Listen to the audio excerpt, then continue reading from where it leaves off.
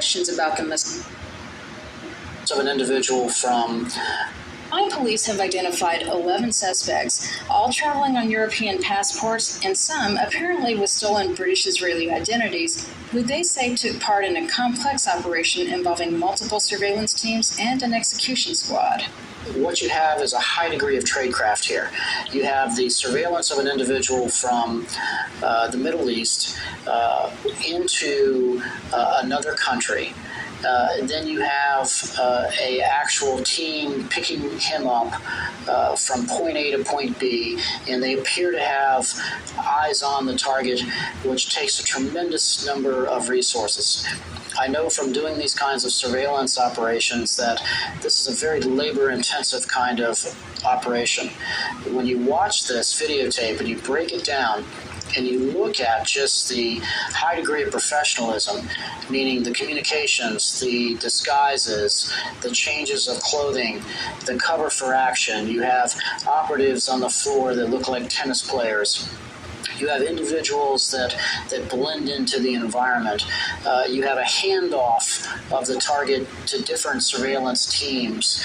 This shows you a highly scripted and probably well-practiced operation.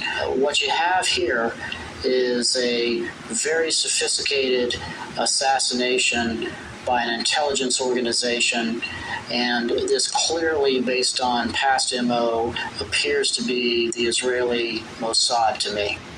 Given some of the suspects' clear appearance on camera, there are valid questions about the Mossad theory or whether the operatives made uncharacteristic mistakes, but other factors do support the argument. Given al-Mabou's apparent role as a weapons buyer and his history with Hamas, he fitted a three-pillared target profile that Israelis are known to have used. This also sends a nice rocket across the bow of the Iranian IRGC and their intelligence service that the Israelis are very capable of reaching out and getting to people that perhaps may be planning to do harm to Israel. That is gangstalking in America in a nutshell. And the assassination is being done via heart attack or strokes or other methods that would be less obvious unless they get very desperate, I suppose.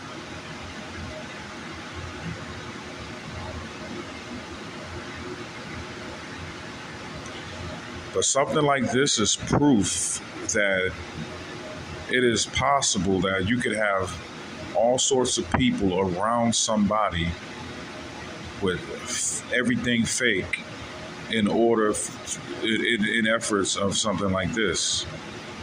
This is absolute proof that people who say that they are being gangstalked in this type of way are not crazy. This is happening in America, where they are having all sorts of people staging in somebody's life,